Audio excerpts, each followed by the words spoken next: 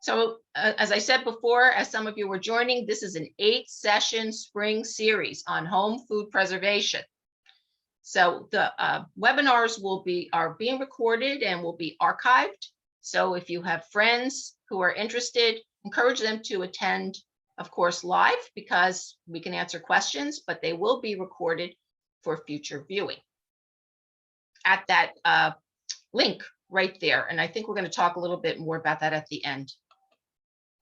So tonight, my topic is Intro to Water Bath Canning. And this really is geared to beginners, people who might never have taken a formal course or a webinar in water bath canning or canning of any type. And we are here to reassure you that this is something that can be done very safely. And there are plenty of resources. Our goal tonight is to point you towards those resources and really give you the basics. So you'll be very confident with a little bit of practice. Okay, so before we begin, obviously one of our main concerns when we are doing any kind of home food preservation is food safety. But this step actually begins before we even start to do canning or freezing or whatever we're doing, dehydrating. So it's good to remember that safe food handling really needs to happen at every step of the way. And that involves proper cleaning, so washing hands and surfaces. We're all experts at that now. Separating, not cross-contaminating produce with raw meats and things like that. Cooking to proper temperatures and storing or chilling to proper temperatures. So these are all things we should always be aware of anytime we're handling food, including fresh produce or garden produce, which of course in New Jersey is one of the things that we really are interested in preserving. So when we're handling produce of any type, but especially coming in from the garden or farmer's market, it's important to start with clean hands and surfaces, thoroughly wash the produce under running water, scrub. If you have a hard-shelled or hard-bodied produce like a melon or a cucumber, you can scrub that with a clean produce brush. It's not recommended to use soap or other cleaning commercial products. That's not recommended by experts. Just washing thoroughly under running water. Drying with a clean towel, or better yet, a paper towel, so there isn't any chance of cross-contamination.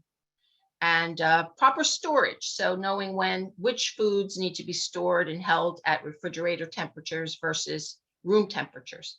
So we're always thinking about handling the foods that we'll be preserving, handling them safely from the very beginning. Okay, so on to our topic for tonight, the basics of safe home canning. So why is there a resurgence of interest in canning?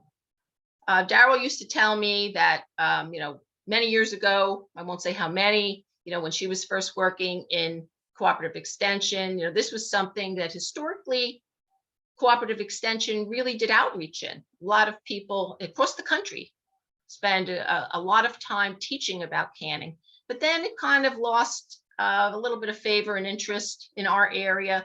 But over the last, I don't know, maybe 5-8 years, it's been really increasing in popularity and interest. And that's been great for us because we have a great opportunity to teach safe home food preservation. So why are people interested in it? Well, I can tell you some of the things that people have told me. Some people are interested in potentially saving money. And of course, that would be after any outlay of materials that you may need to buy, such as a pressure canner or a water bath canner and jars and things like that. But if you have a big garden and you're really raising a lot of produce, it's a great way to use that up and not have to go to the store to buy it. Where I come from here in Hunterdon County, I have a lot of of consumers and clientele who are very interested in a sustainable lifestyle. They're very interested in how their food is grown and what goes into it. So that, I think, certainly from where I am, and that may be your interest too, really knowing how your food is produced. And there are opportunities to really manage and improve your personal and family nutrition. There's nothing like having a lot of vegetables in your garden to encourage people to really eat those vegetables. So we know that kids who participate in gardening, grow their own plants, grow their own vegetables, are more interested in trying them and consuming them. So preserving your produce at home can be a great way to interest people in your family to eat more fruits and vegetables. And there is something very satisfying about harvesting your great tomatoes that you have, tended all season, and then making a fabulous batch of tomato sauce, and then preserving that for use throughout the winter. And there are probably other reasons too. So what about the nutrition content of canned foods? So there's all forms of fruits and vegetables are healthy, as long as they're not loaded with salt or cheese sauces and things like that. But canned fruits and vegetables are good substitutes for fresh produce, which may not always be available all year long. And yes, some vitamins and minerals may be lost in canning because we heat the product. But on the other hand, some vitamins and minerals are more available in a canned product. So it really depends on which vitamin or mineral we are talking about, and a lot of other factors like how long we're heating, what else is in the liquid. So in general, so an example of a nutrient, a plant nutrient that would be more available, you may have heard that lycopene, that particular phytochemical in tomatoes and other orange vegetables, is actually easier to absorb and more available when it's heated. However, on the other hand, we have some water-soluble nutrients like vitamin C or B vitamins that can be lost, not completely, but to some extent during the heating process. But it's really a trade-off, because if using your preserved foods at home encourages you to eat more of them, then you are overall very likely to have a higher intake of vitamins and minerals and fibers and things like that you get from fruits and vegetables. So having the variety available to you, being interested in consuming it, having your family want to consume it, chances are that can really add to your nutrition intake over the year. And you also have some options to do unsalted or no sugar added packs and things like that. There are standard and safe recipes in some cases for that. So what is our objective? So what are the basics of canning at home? So we start with a very high quality food. We always like to say what goes in, the quality of what goes in really determines the quality of what comes out. So we're not interested in canning bruised and overripe or fruits and vegetables that are not at their peak quality, because the quality of the product that we eventually end up with will not be as good. So a high quality food is selected and prepared according to very specific directions and following a tested method. And we'll talk a little more about where do we get tested methods. But what we're going to do is place food in a glass canning jar. I'm going to use my little window, hope you can see. So this is just a standard, this is a quart size canning jar. with a two-piece lid. There's the actual lid. This is the, the ring band. So it's a two-piece lid. And we're going to heat the food in those jars to a temperature that will destroy harmful microorganisms. And the temperature range that we need to be working in is 212 degrees, which is the temperature that water boils, up to 240 degrees Fahrenheit, which is the temperature that we're going to need in pressure canning that Daryl will, Belinda will be talking about in another episode. And that's going to be needed for certain groups of vegetables. So it's a high temperature, and we have to follow a method that will tell us how long we need to process the foods.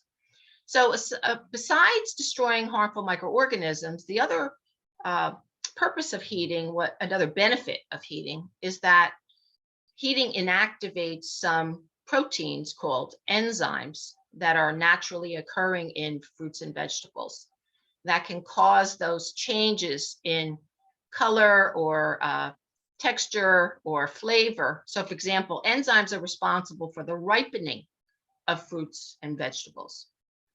And they are also responsible for the degradation or the breakdown of those same foods. So we want to halt that as much as possible because we want the quality of our product to be as good as possible. And heating and other methods of food preservation will target those enzymes. And last but not least, a really important objective is during the heating process, we're going to drive the air out of these jars. And if we've had a successful processing time, we'll actually be creating a vacuum seal. So the lid, here I have a jar of a smoky sweet bourbon barbecue sauce that I made last year.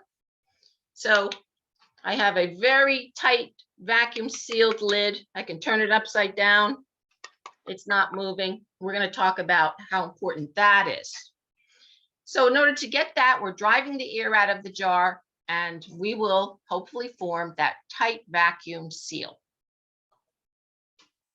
So there it is. So that seal holds the lid on the jar. It also keeps the contents of the jar protected from any air that can be coming in from the outside. And in air, there can be dust and particles and microorganisms.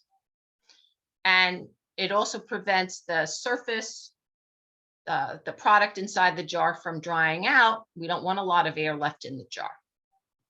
So a vacuum seal is really important. So how do we know which method we need to use? So this is where we follow the science. We've all been hearing that a lot. We can recite those words, follow the science. That's exactly what we're going to be doing in selecting canning methods. So the canning method that is approved for a particular food depends on the type of food. And we can divide the foods into two big categories. Those that we call acid foods, so they have a low pH, or those that are neutral or have a high pH. So we call those the low acid foods. So those are the two big groups of foods that we need to know about in order to know which canning method is appropriate for which.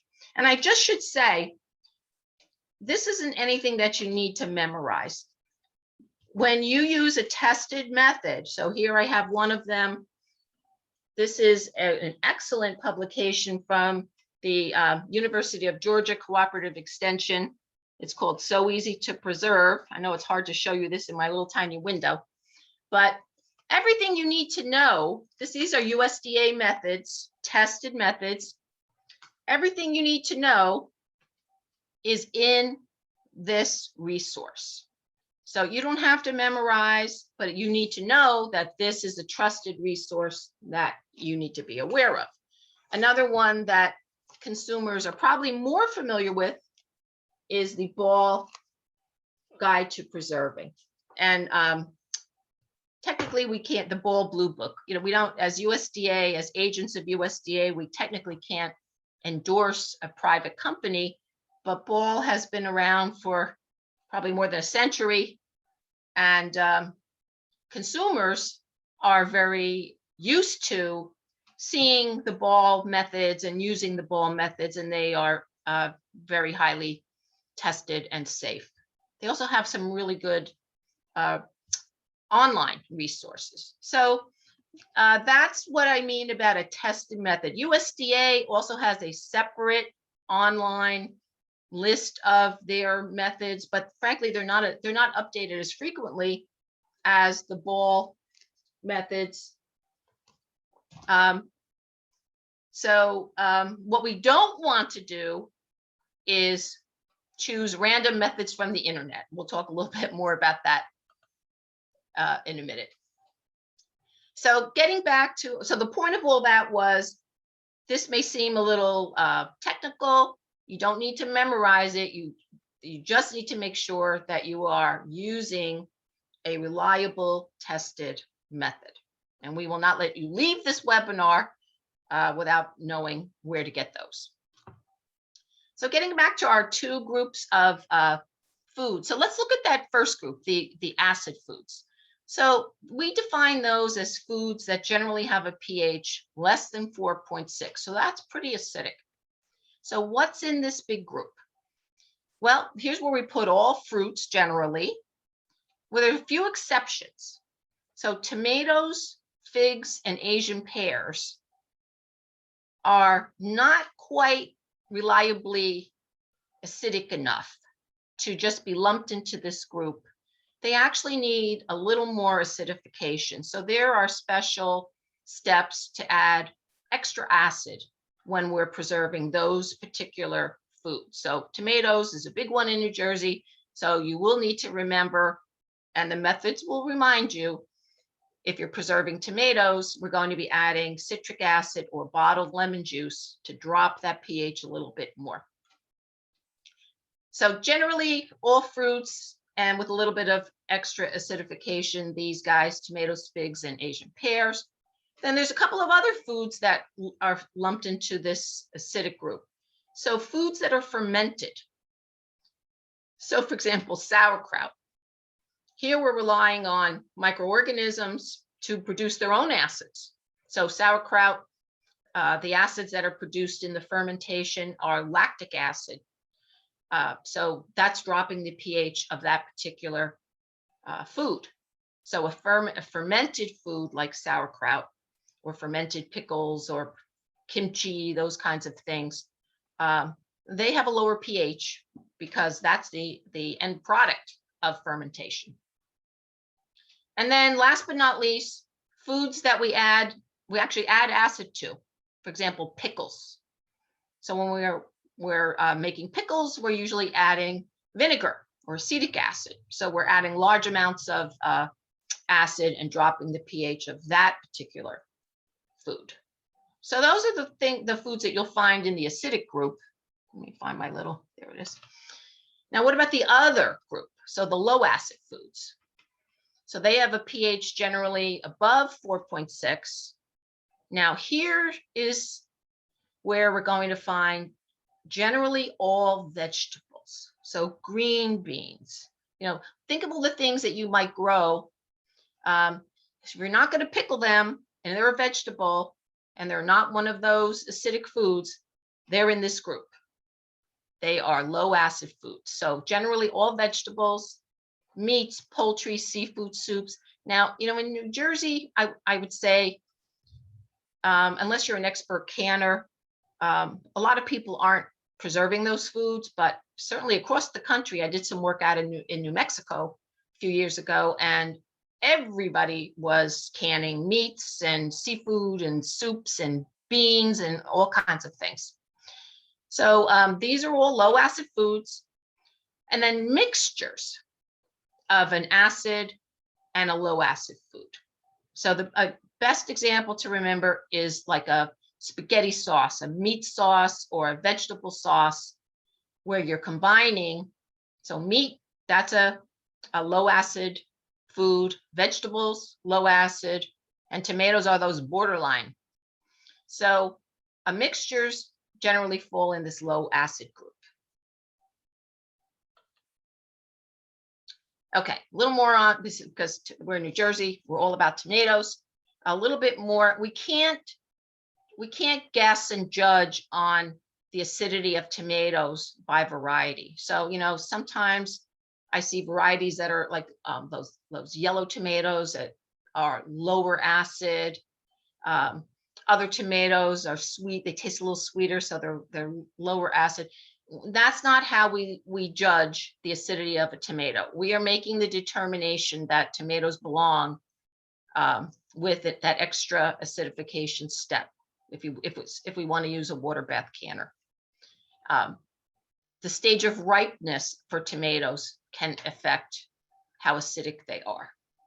So here's the step. You don't need to memorize this, but remember I mentioned we're going to add bottled lemon juice or citric acid. So this depends on the size of the jar we're going to be using. In that big quart jar, if we were canning tomatoes in that, we would add 2 tablespoons of bottled lemon juice or 1/2 of a teaspoon of citric acid. I actually even brought my citric acid.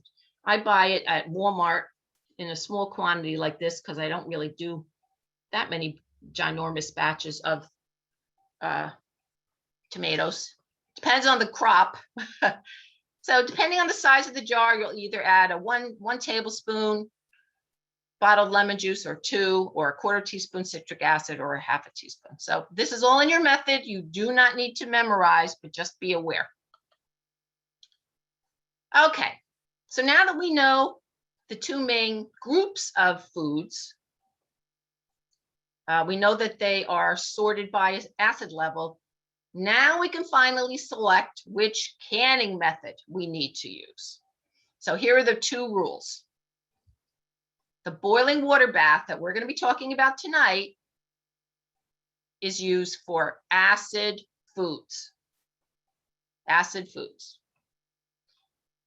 Next week, when we talk about pressure canning is the method that is used for those lower acid foods and those mixtures. And the reason why we have to have 2 different methods is because acid foods generally they're not popular with microorganisms as much compared to these low acid foods.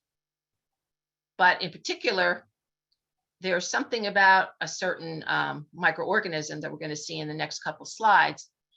If we're talking about these low acid foods, we need to have a temperature higher than what we can reach with boiling water bath in order to kill something. So boiling water bath is fine for the acid foods, but pressure canning must be used for the low acid and mixtures.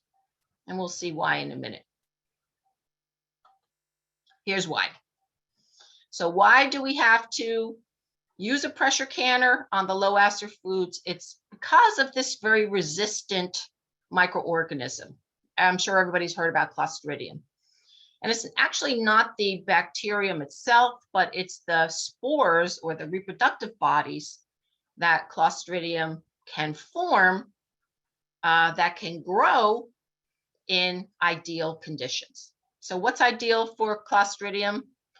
Low oxygen, which we're creating by forcing air out of our jars, and low acid conditions. So in order to kill these spores, we need to use a higher temperature than what we can achieve with boiling water. So that's why we have to use steam in the pressure canning method so that we can reach at least 240 degrees Fahrenheit to kill those resistant spores. They're tough and they're hard to kill, but they will be killed if we use the right temperature and the right time. So that's why we have to really know which method of canning to select based on what type of food we are canning. And remember, everything is outlined in your tested methods. Okay, so I've just said all of that. That's at the top. I do want to make a few points. Every year, Daryl and I update the stats on botulism because we're usually doing some sort of webinar on canning.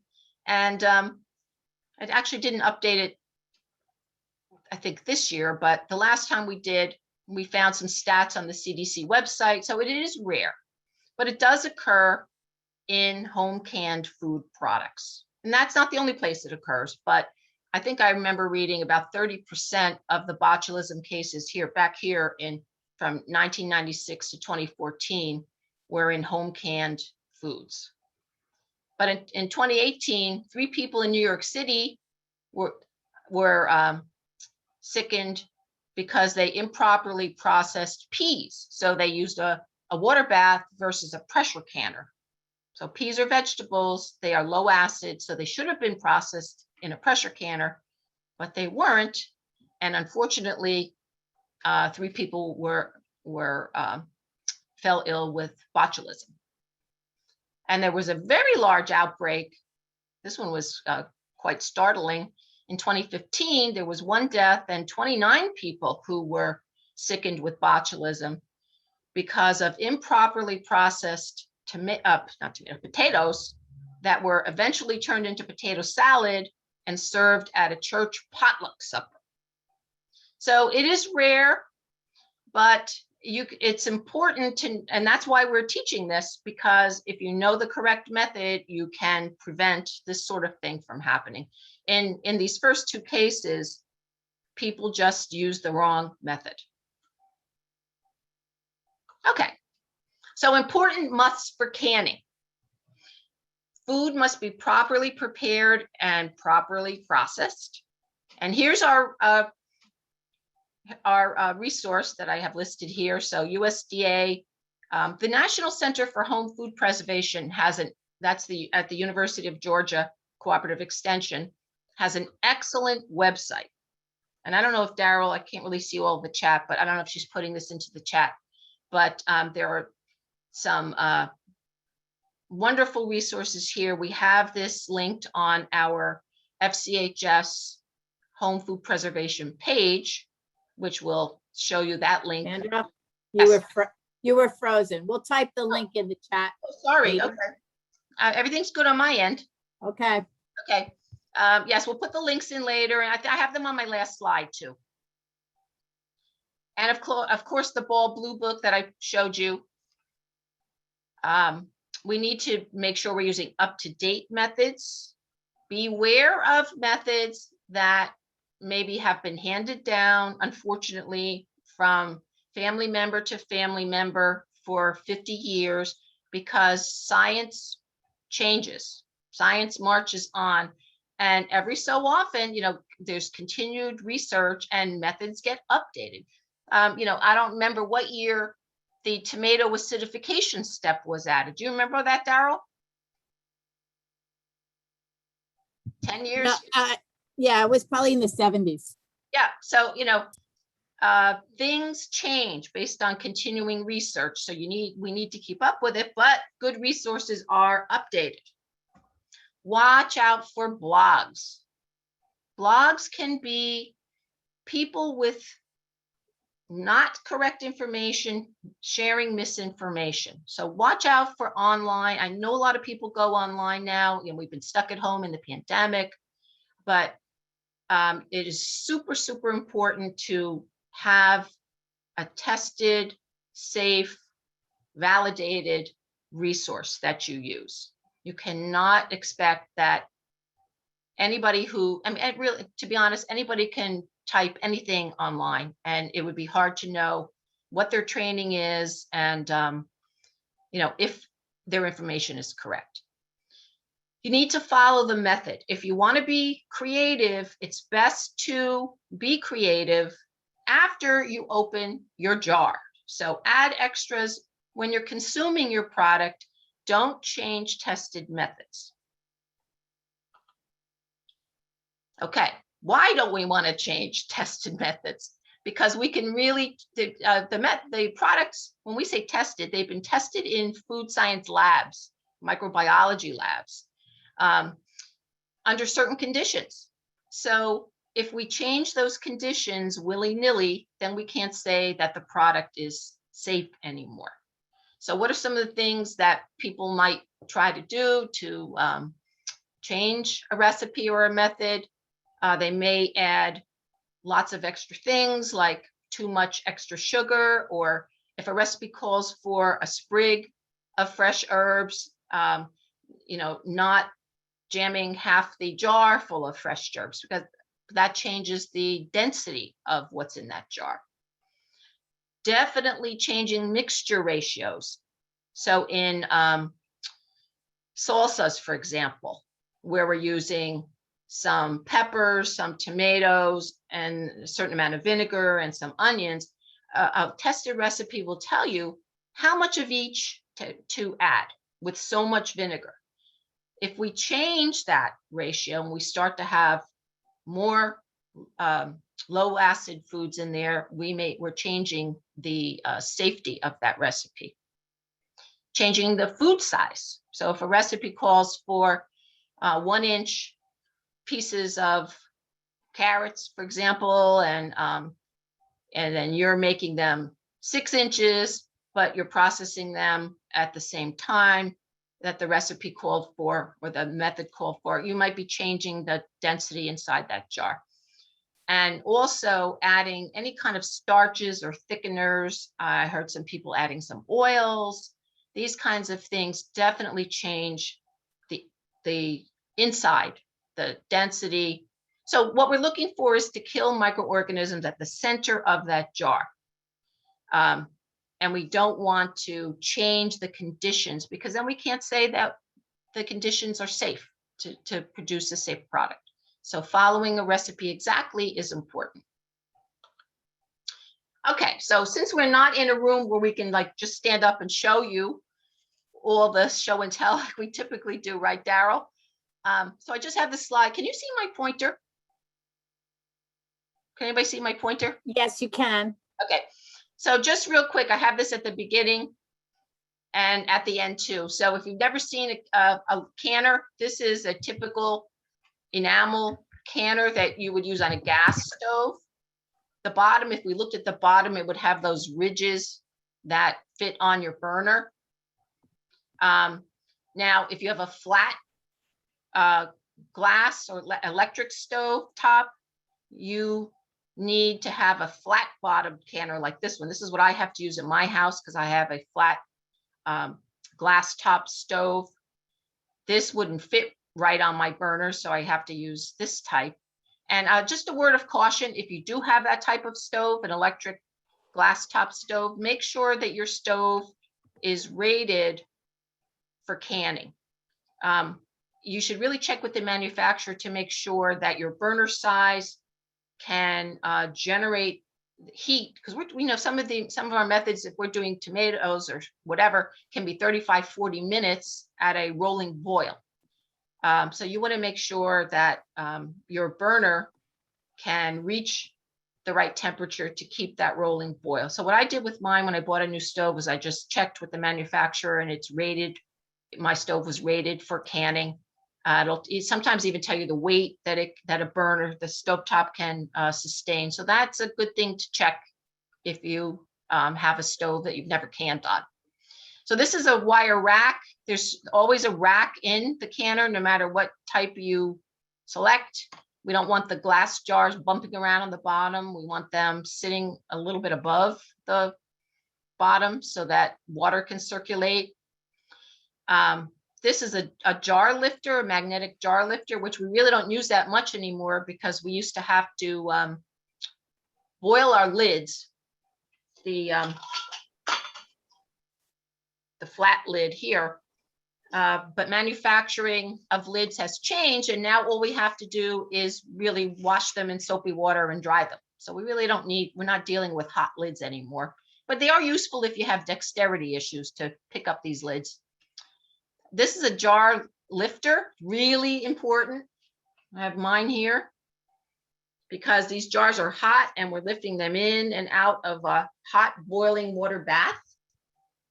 Definitely need a nice funnel. There we go, that's mine. And of course, the jars and lids that are the right size for whatever product and recipe that you're following. So I just wanted to give you an idea if you've never seen the parts of the equipment. Oh, and I should say Daryl has made a video of like a show and tell video, which she will eventually post on the FCHS food preservation website. That will kind of be that show and tell that we wish we could do with you like we would in a live class. Oops, what happened here? Okay, moving along.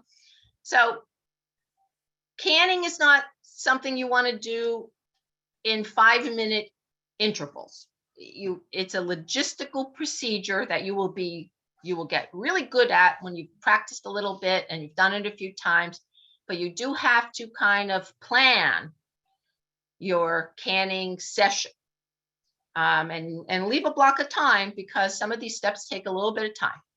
So I just wanted to show you sort of the logistics. So in your head, you would have an idea. I mean, a video would be like, one video would be like 1,000 words, but we can't do that. So here's what you're going to do. So you're going to decide what you want to prepare, what's your product and what method you're following. So you're going to find a recipe and a tested method. You're going to go and gather, clean, and prepare your equipment.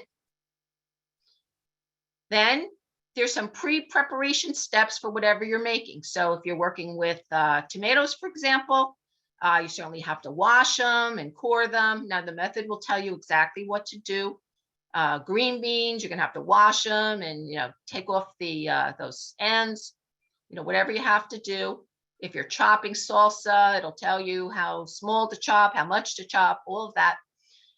We'll talk about hot or cold pack in a minute.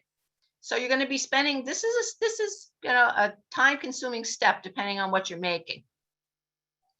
If you're heating something down like tomato sauce, this step could be it could be at least an hour or more.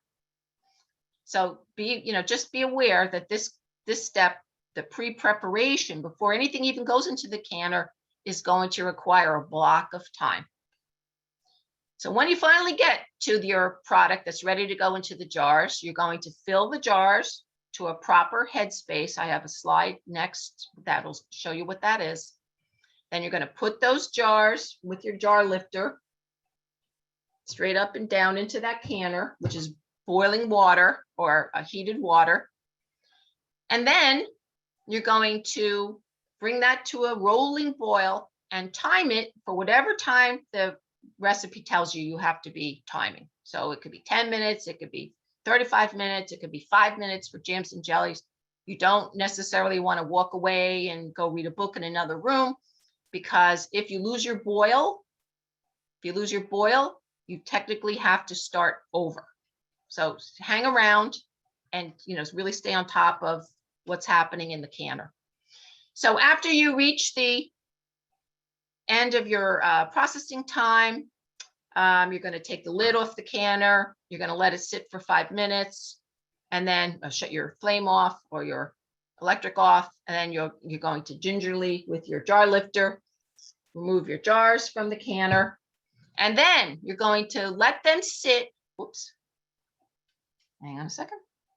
Let them sit undisturbed for 12 to 24 hours. I usually take a nice padded couple of towels, put them on a counter. So make a spot where you're going to have these jars for 12 to 24 hours. You're not going to touch the seals. You're not going to move them. You're going to let them sit. And then after this period, you're going to check the seals, and I'll show you what that means. And then after that, if they are properly sealed, we're going to remove the metal ring band, label the jars, and store them. So that's like the logistics. I just wanted you to have an idea of like the stepwise process. All right. Hot pack versus cold pack. So remember I said that pre-preparation step, it can be, you're cleaning, chopping. Oh, what happened? Okay. Generally, there are two methods of that preparation. We call it a pack. It can be a raw pack, which is the food is not heated or cooked. or it can be a hot pack. So we'll start with the raw pack. So this is like for foods that we don't necessarily want to heat anymore. So for example, pickles, we don't really want, pickles, we want crisp pickles. We don't want rubbery soft pickles. Or if we want to can some whole tomatoes, we don't want them to be mushed down by cooking. So we're not going to heat the actual food. We're placing that raw food directly into jars, but we are going to be adding a boiling hot liquid over that food. It could be juice or water, and pour that over the food in the jar to fill the jar, because we need to fill it with something. So we're going to fill it with that hot liquid. We're going to pack. We want to remove as many air bubbles as we can. We don't want to crush the food because that was the whole purpose of doing a raw pack, so it wouldn't get crushed. And then we're going to put those jars in the canner.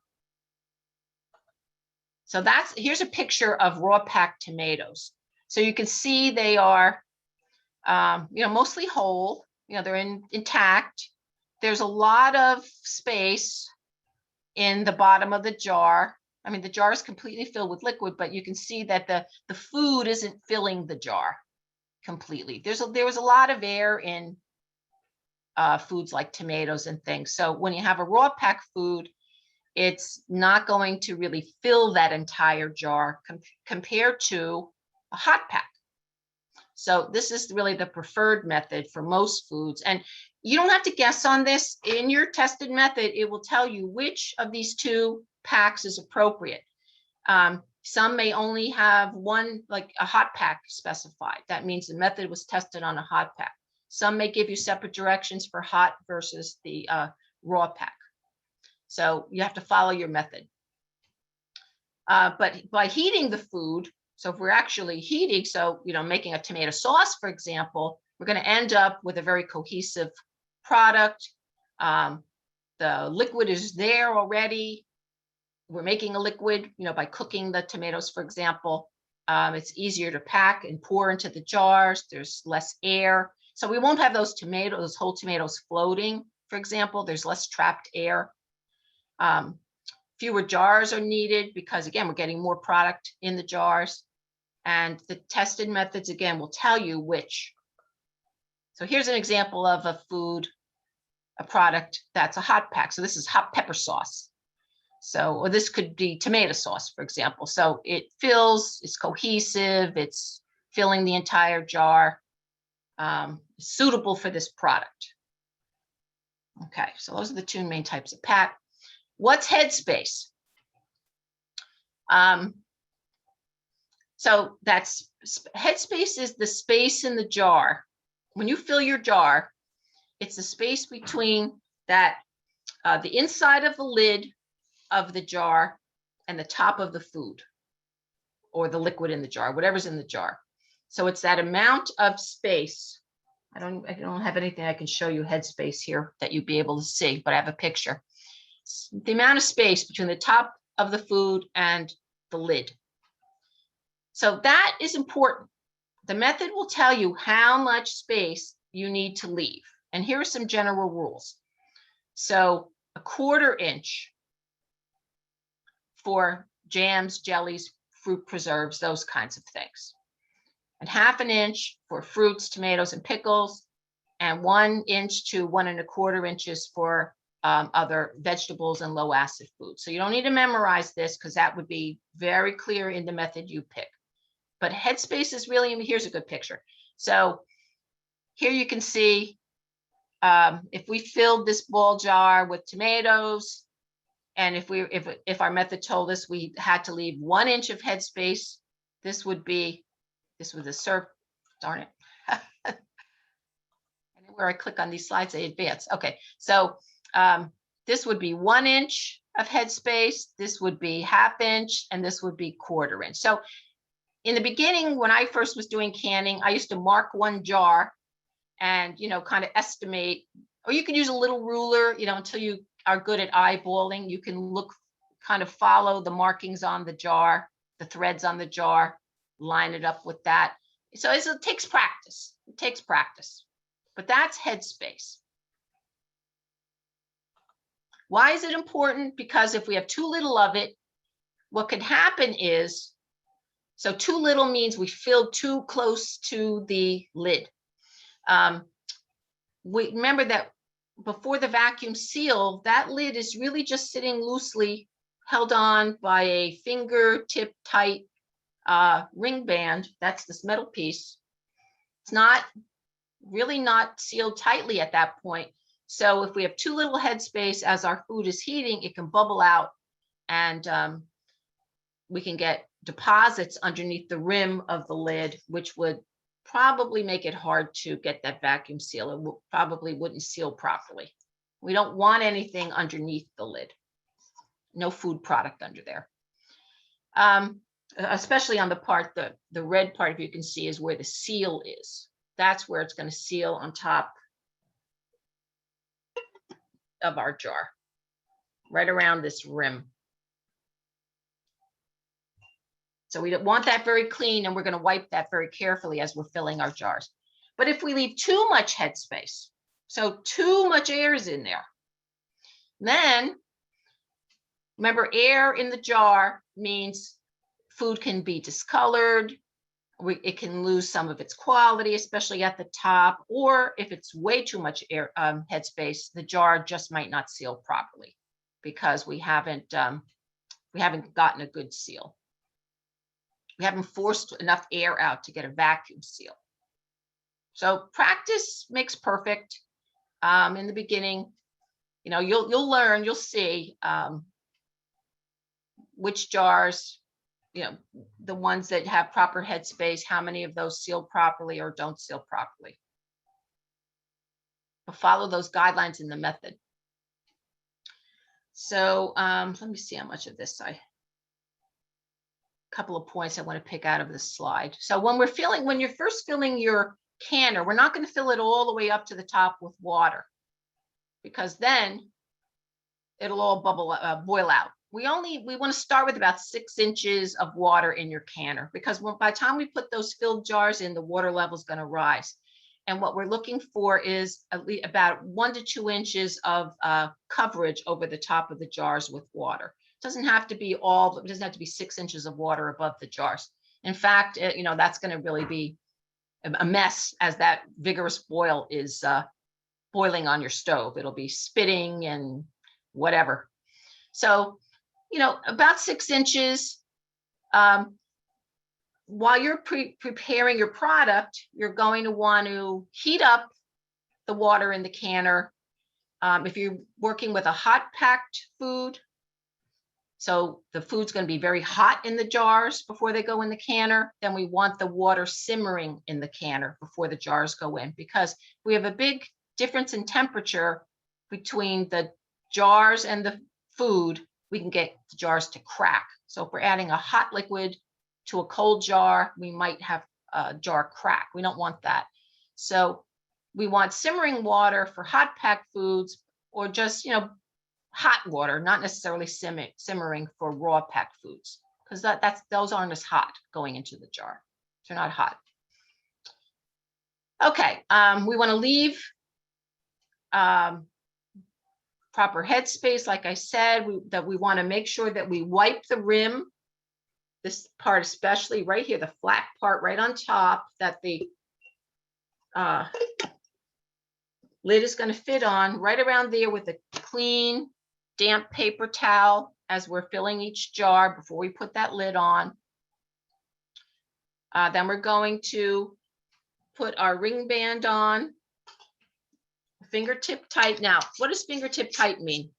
Not turning it and turning it until you can't move it. Fingertip tight is really just until it begins to give you a little resistance, and then stop. We want the air to be able to come out of that jar. If we tighten that lid on too tight, we're not going to be able to have the air come out. Okay, we already talked about 1 to 2 inches of water over.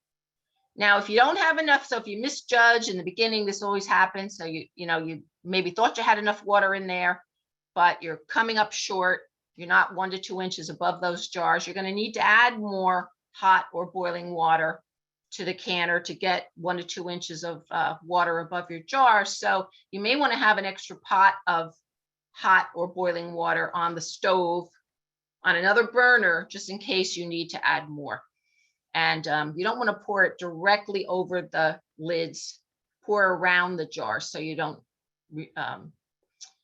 inadvertently move the lids on any of those jars. It's a lot of hot water going to be on your stove. That's why a night like tonight would be perfect to do canning. Now, some more tips. So when you fill your canner and you've got all your jars in, then you turn that heat up and you're waiting for that canner to come up to a full rolling boil. That's when you start timing. So if you're timing for 10 minutes, you wait until you have a good, firm, rolling boil, and then you start your timer. I have a chart. I want to talk just a minute about altitude adjustment. Fortunately, most of New Jersey is below 1,000 feet of sea level. 1,000 feet elevation, I mean. Sorry about this. There are a few places, apparently six places in New Jersey where we can be above that. You can find like elevation charts for the areas where you live. I mean, generally it's in northern New Jersey. Sussex County we have somebody from Sussex on, so it could be somewhere in Sussex. So we have to do an adjustment if we are canning at an altitude above 1,000 feet. And I'll show you in the next slide how we do that. We have to add a little more time. So getting back to our timing, we've reached our time.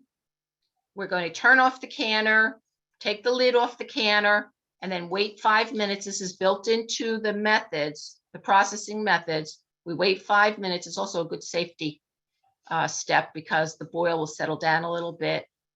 And then we're going to remove those jars. And we already talked about putting them on a padded surface. Don't put them on something cold. Don't put them on granite, a cold countertop directly because they could crack. Put them onto towels, something like that. We're going to leave them undisturbed and then come back after 12 to 24 hours and check the seals. Now, some people think that because they hear popping when they take them out of the canner, that means that we have seals. And that's a good indication that they are sealing, but it's not the ultimate test. We're going to come back and check the seals after 12 to 24 hours. Sometimes you never hear a pop, but yet the jars will seal properly. Sometimes you hear all of the jars pop.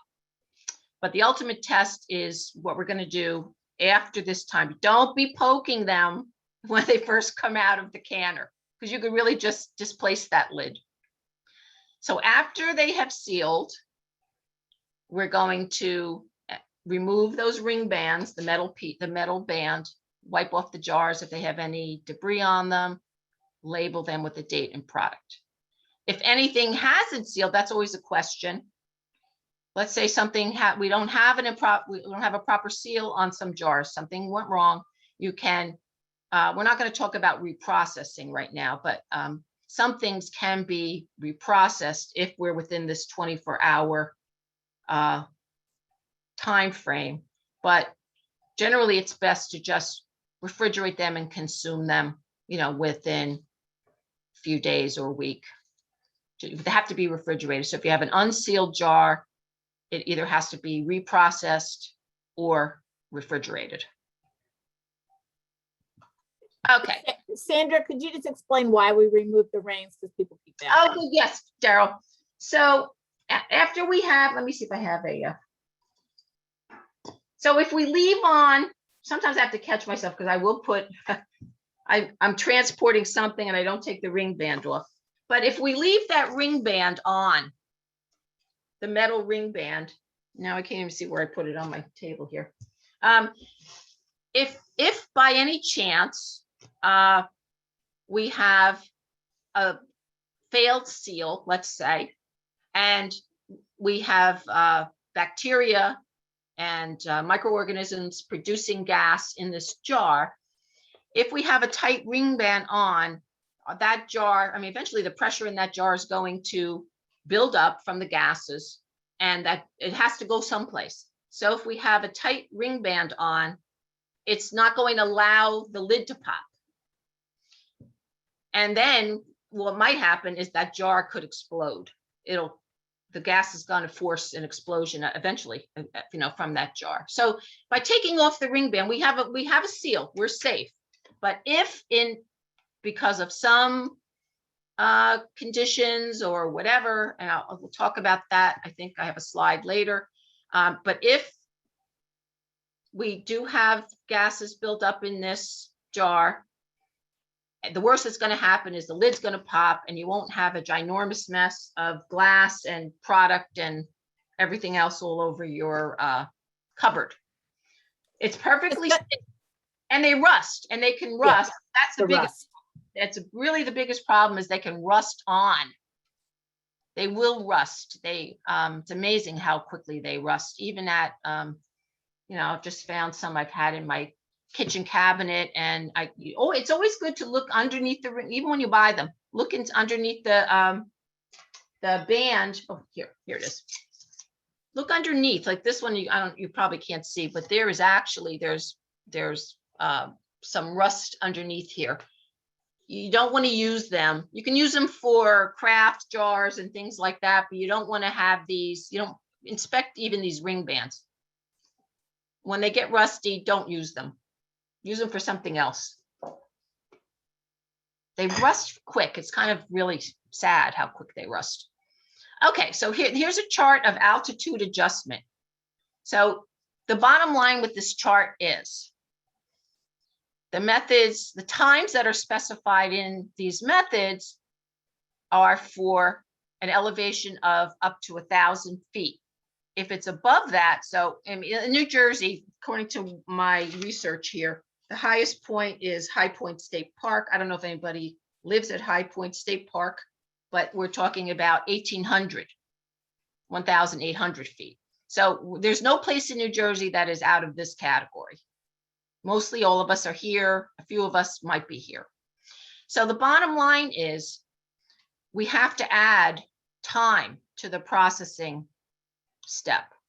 If it's 20 minutes for pint jars of, what are we doing here? Peaches. If I lived at High Point State Park, I would have to process for 25 minutes.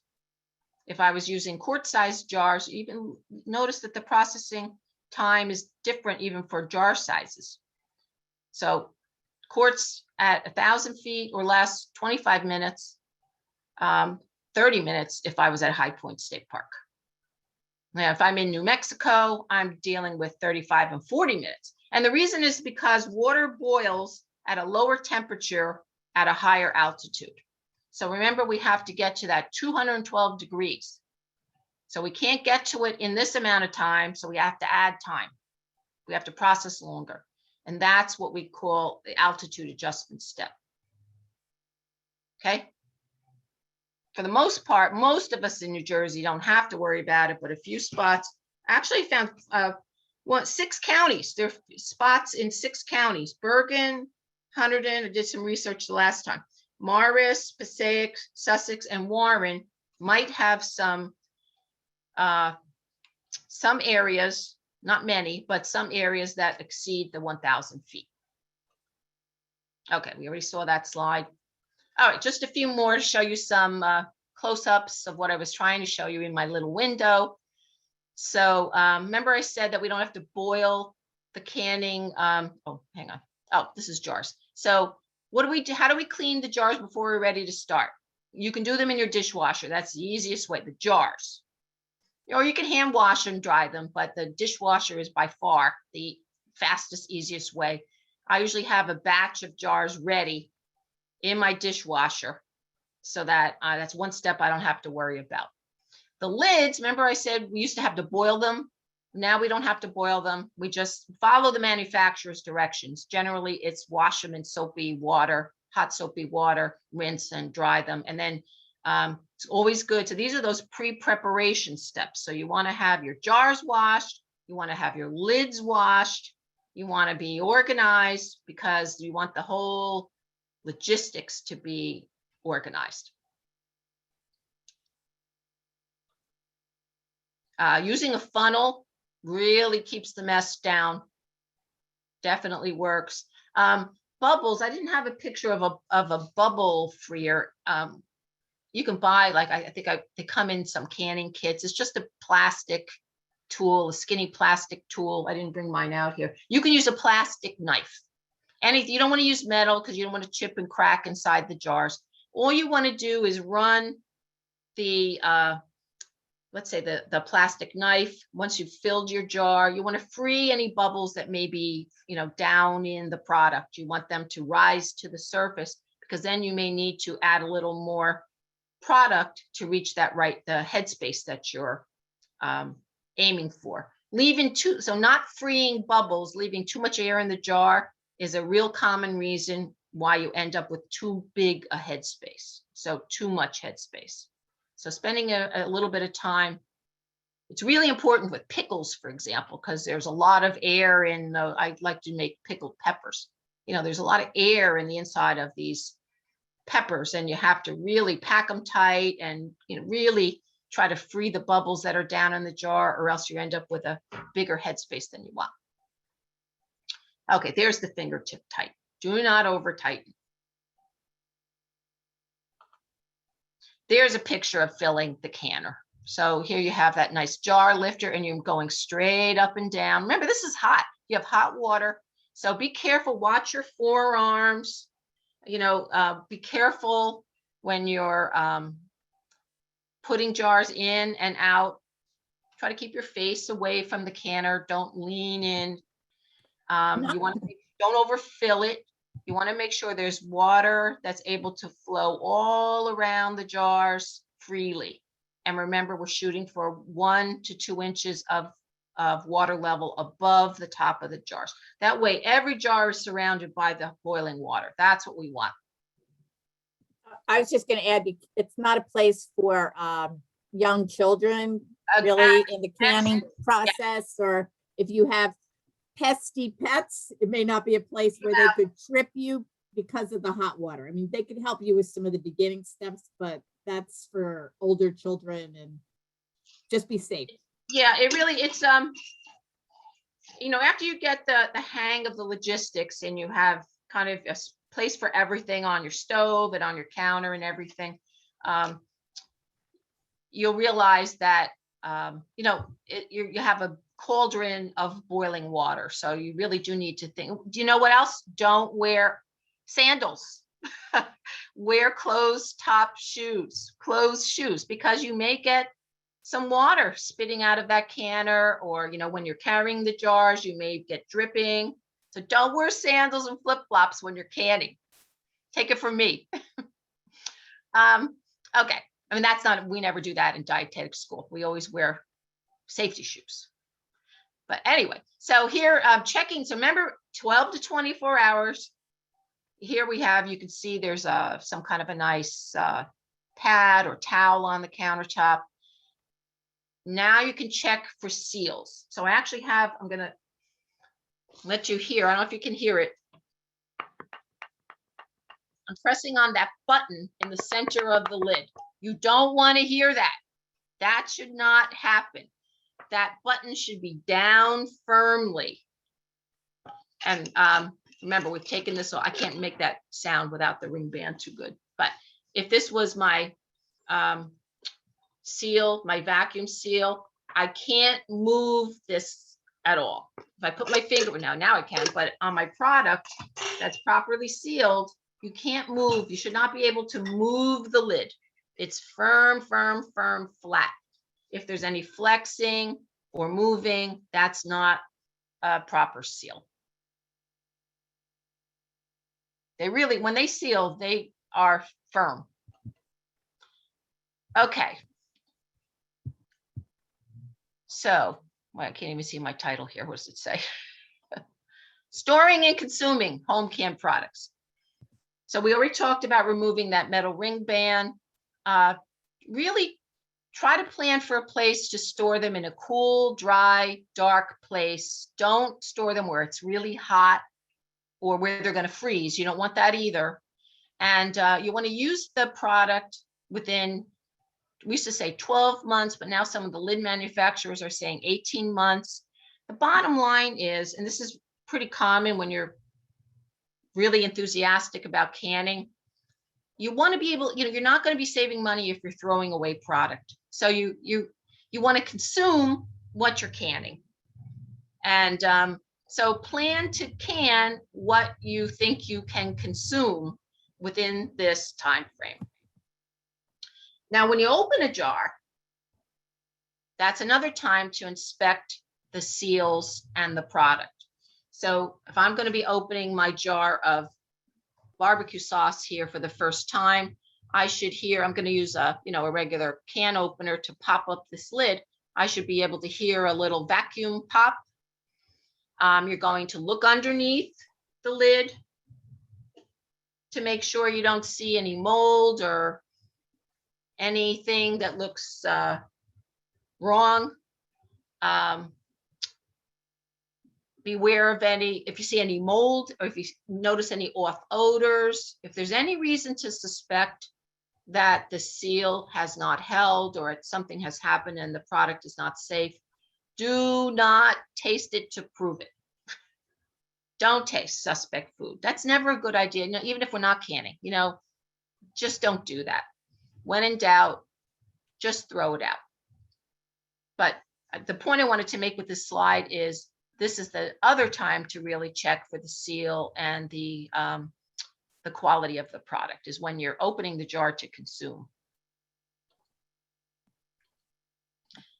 So it may seem overwhelming, but rest assured, we have many resources for you.